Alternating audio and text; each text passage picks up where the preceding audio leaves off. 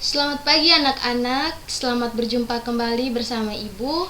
Hari ini kita akan belajar bersama dengan materi baru tentang Yesus mewartakan kerajaan Allah melalui perumpamaan. Sekali lagi, materi yang akan kita pelajari pagi ini, Yesus mewartakan kerajaan Allah melalui perumpamaan. Nah, anak-anak, sebelum kita mulai pembelajaran kita awali dengan doa.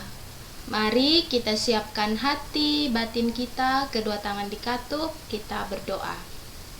Dalam nama Bapa dan Putra dan Roh Kudus, amin.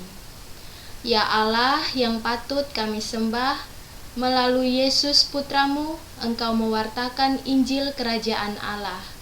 Terangilah hati, budi, dan pikiran kami, agar semakin mengenal kehendak-Mu melalui perumpamaan Yesus yang diwartakan kepada kami hari ini.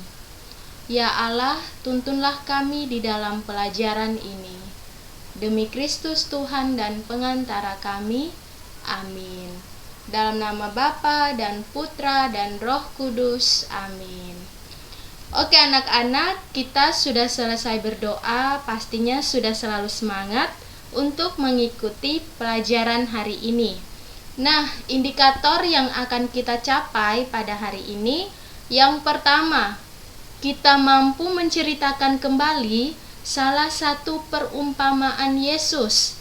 Yang kedua, kita mampu menjelaskan alasan Yesus menggunakan perumpamaan.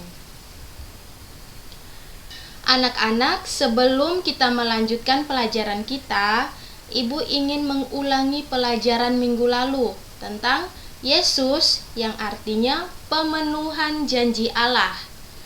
Teks-teks kitab suci Perjanjian Lama menunjukkan bahwa pemenuhan janji Allah di dalam diri Mesias telah dinubuatkan oleh para nabi jauh sebelum kelahiran Yesus.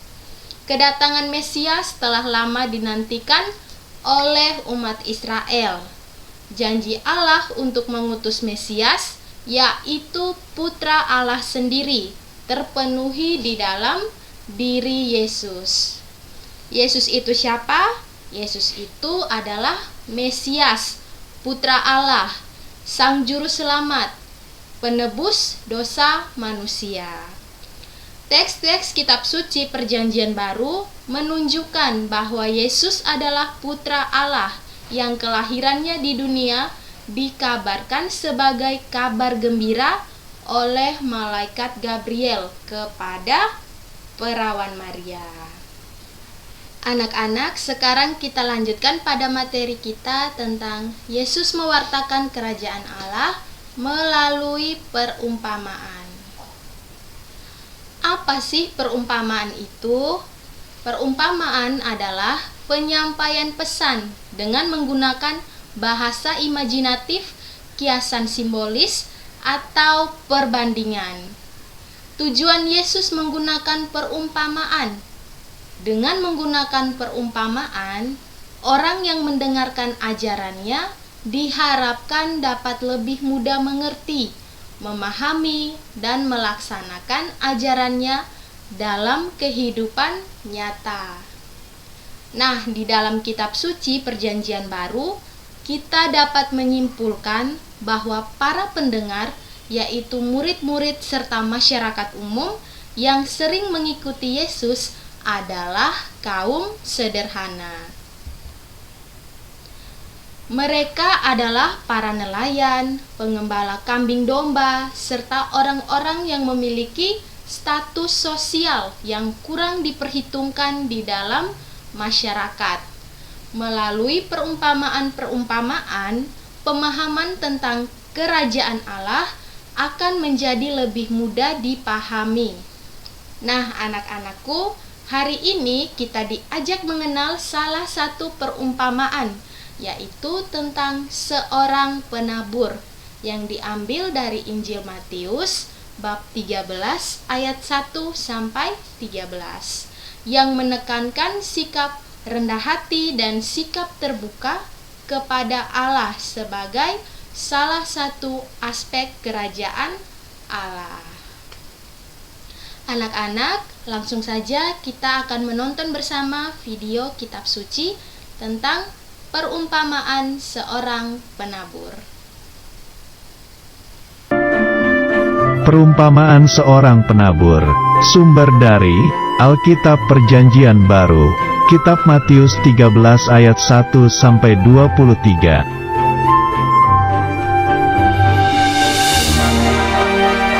Suatu hari, ada seorang penabur yang keluar untuk menabur benih yang jatuh di atas 4 jenis tanah.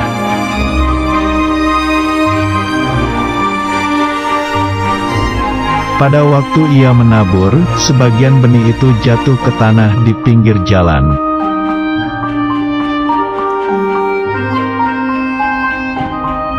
Lalu datanglah burung dan memakan benih itu semua sampai habis dan tidak berbuah.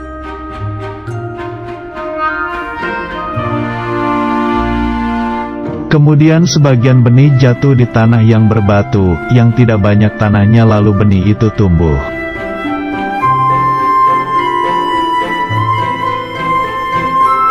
Tetapi setelah matahari terbit, benih itu menjadi layu dan kering karena tidak berakar dan tidak berbuah.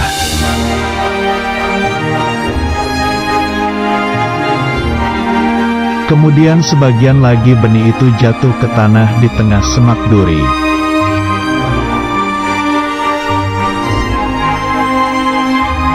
Lalu makin besar semak duri itu dan menghimpit benih yang tumbuh itu sampai mati dan tidak berbuah.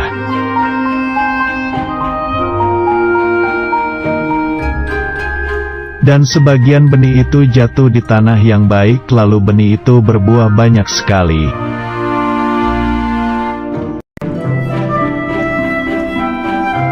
Benih itu ada yang berbuah 30 kali lipat, ada yang 60 kali lipat, dan ada yang 100 kali lipat.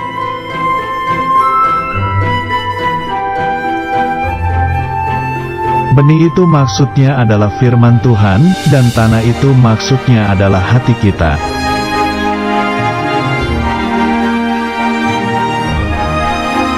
Benih yang di pinggir jalan adalah firman yang hanya didengar saja dan tak memperhatikan firman itu, lalu datang si jahat yang mengambil firman itu di hatinya.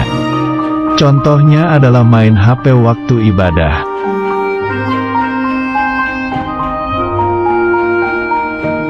Benih yang di tanah berbatu adalah firman yang hanya didengar saja dan tak mempelajari firman itu, lalu datang masalah yang menjauhkan firman itu di hatinya.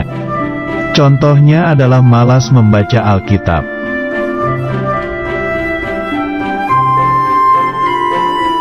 Benih yang di semak duri adalah firman yang hanya didengar saja dan tak mempercayai firman itu, lalu datanglah kekhawatiran menutupi firman itu di hatinya.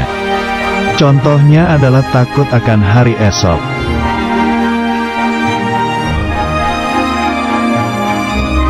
Benih yang di tanah baik adalah firman yang didengar dan disambut, yaitu memperhatikan, mempelajari dan mempercayai firman itu.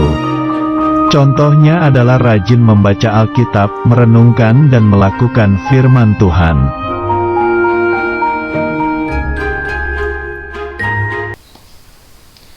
Anak-anak, kita sudah selesai menonton bersama video kitab suci yang diambil dari Injil Matius tentang seorang penabur.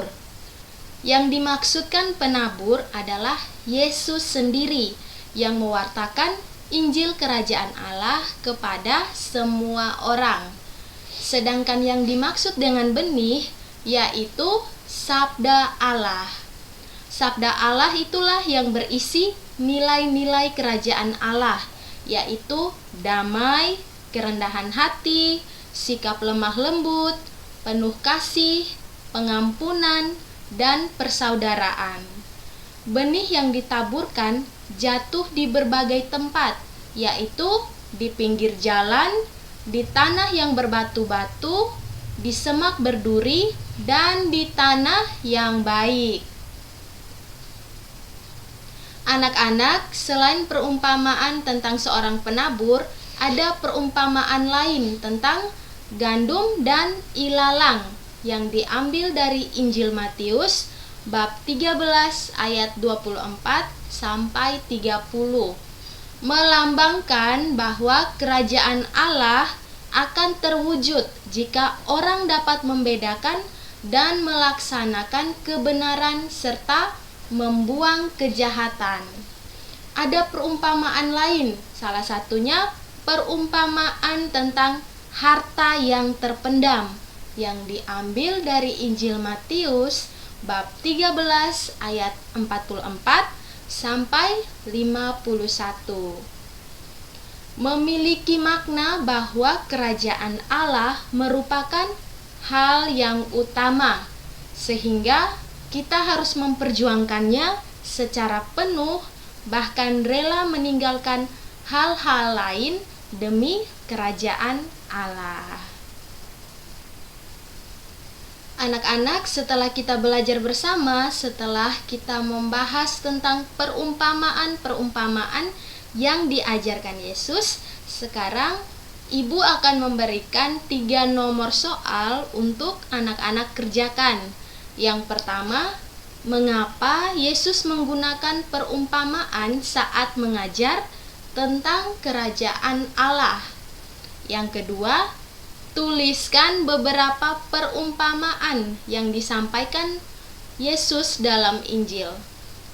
Jadi anak-anak, perumpamaan yang disampaikan Yesus dalam Injil masih terlalu banyak.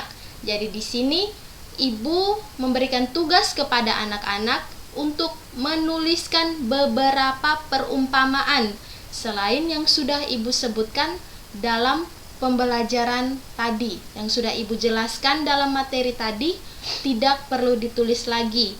Anak-anak mencari perumpamaan-perumpamaan yang baru yang belum Ibu sebutkan dalam Injil.